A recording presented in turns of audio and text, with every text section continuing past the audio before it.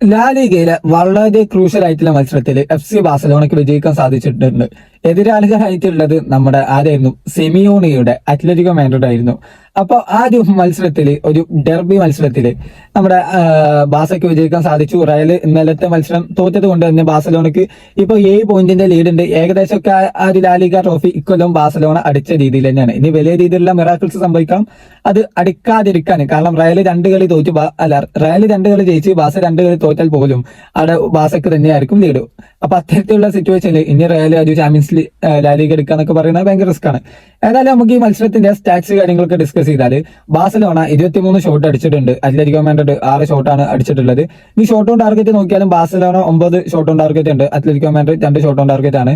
Position നോക്കിയാൽ Barcelona 69%, Atletico Madrid 31%. ഇത് നടക്കുന്നത് നമ്മുടെ അത്ലറ്റിക്കോ മാഡ്രിഡിന്റെ ഗ്രൗണ്ടിൽ വെച്ചായിരുന്നു. ഒരു വിക്ടറിയാണ് ബാഴ്സ സ്വന്തമാക്കിയിട്ടുള്ളത്. ഇനി പാസസ് നോക്കിയാൽ അതിൽ ബാഴ്സലോണയാണ് മുന്നിട്ട് നിൽക്കുന്നത്. 581 പാസ് കംപ്ലീറ്റ് ചെയ്തിട്ടുണ്ട്. അത്ലറ്റിക്കോ 309 പാസ്സാണ്. ഇനി പാസ് ആക്യുറസി ബാഴ്സലിന്റെ 93%, അത്ലറ്റിക്കോന്റെ 85%. ഇനി ഫോള് ചെയ്തത് ബാസ 11 വട്ടം, അത്ലറ്റിക്കോ 15 വട്ടം. യെല്ലോ കാർഡ് കിട്ടിയത് ബാസയ്ക്ക് 2 വട്ടം, അത്ലറ്റിക്കോ മാഡ്രിഡിന് 6 വട്ടം.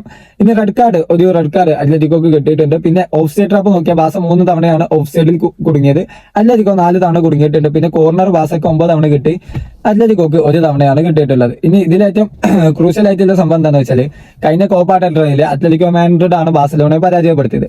അപ്പൊ അത്തരത്തിലിരിക്കുകയാണ് ഇപ്പോ ഈ ഒരു സീസണിൽ ലാലിഗയിലെ 2 മത്സരങ്ങളിലും ബാഴ്സലോണയ്ക്ക് അത്ലറ്റിക്കോ മാഡ്രിഡ് ഡിഫീറ്റ് ചെയ്യാൻ പറ്റി എന്നുള്ളത് ഒരു വലിയ ക്രെഡിറ്റ് തന്നെയാണ്.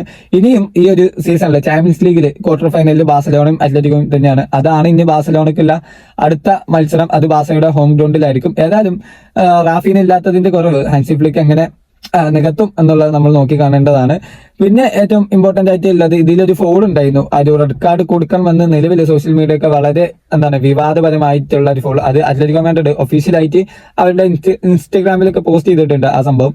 അപ്പൊ ആ ഒരു കറക്റ്റ് ഫോളാണ്. അത് നമ്മള് കുറച്ച് ദിവസങ്ങൾക്ക് മുമ്പ് വാൽവർദയുടെ ഒരു ഫോളിന് റെഡ് കാർഡ് കൊടുത്തത് കണ്ടിരുന്നു. അപ്പൊ അത്തരത്തിലിരിക്കെ ഈ ഒരു ഫോളിന് എന്തുകൊണ്ട് കാർഡ് ഇല്ല എന്നുള്ള ചോദ്യം വളരെ പ്രസക്തമാണ് എന്ന് തന്നെ പറയാം. ഇനി നമുക്ക് ഈ ഒരു മത്സരത്തിന്റെ ബാഴ്സലോണയുടെ ലൈനപ്പ് കാര്യം കൂടി ഡിസ്കസ് ചെയ്ത് ഈ വീഡിയോ വൈൻഡപ്പ് ചെയ്യാം. ഗോൾ കീപ്പർ ആയിട്ട് നമ്മുടെ ഗാർസിയ തന്നെയാണ്. ബാക്കിൽ അറോഹോ, കുബാർസി, പിന്നെ Joao കൻസെലോ, Gerardo Martin ഇവരായിരുന്നു.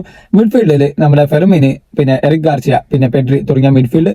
അറ്റാക്കിങ്ങിൽ Rashford, Olmo, യമാല് 3 മാൻ ഡിഫൻസിന്. പിന്നെയാണ് സബ്സ്റ്റിറ്റ്യൂട്ട് ആയിട്ട് വന്നിട്ടുള്ളത് ലെവ, അതുപോലെ തന്നെ ടോറസ്, ഗാവി, ബെർണൽ, കുണ്ട. ഇതിൽ ലെവയാണ് പിന്നെ ഒരു വിന്നിംഗ് ഗോൾ സ്കോർ ചെയ്യുന്നത്. ഏതായാലും ബാഴ്സലോണയെ സംബന്ധിച്ചിടത്തോളം ഈ ഒരു ഇന്റർനാഷണൽ ബ്രേക്കിന് ശേഷം കാര്യങ്ങളൊക്കെ നല്ല രീതിയിൽ റീസ്റ്റാർട്ട് ചെയ്യാൻ പറ്റിയിട്ടുണ്ട്. ലാലിഗയിൽ റയൽ തോറ്റതോട് കൂടി തന്നെ നല്ല അഡ്വാൻറ്റേജ് കിട്ടിയിട്ടുണ്ട്. ഇനി ഏറ്റവും ക്രൂഷ്യൽ ആയിട്ട് വരുന്നത് ചാമ്പ്യൻസ് ലീഗ് ആണ്. അവിടെ തരത്തിലായിരിക്കും സിമിയോണി ഹാൻസി ഫ്ലിക്ക് നേരിടുക എന്നുള്ളത് നമ്മൾ കണ്ടറിയേണ്ടതാണ്. ഏതായാലും നിങ്ങളുടെ അഭിപ്രായം താഴെ കമന്റ് ബോക്സിൽ രേഖപ്പെടുത്തുക. അതുപോലെ തന്നെ കോണ്ടന്റ്സും കാര്യങ്ങളൊക്കെ ഉപകാരപ്പെടുന്നു എന്നുണ്ടെങ്കിൽ ലൈക്ക് ചെയ്യുക, ചാനൽ ഒന്ന് സബ്സ്ക്രൈബ് ചെയ്യുക.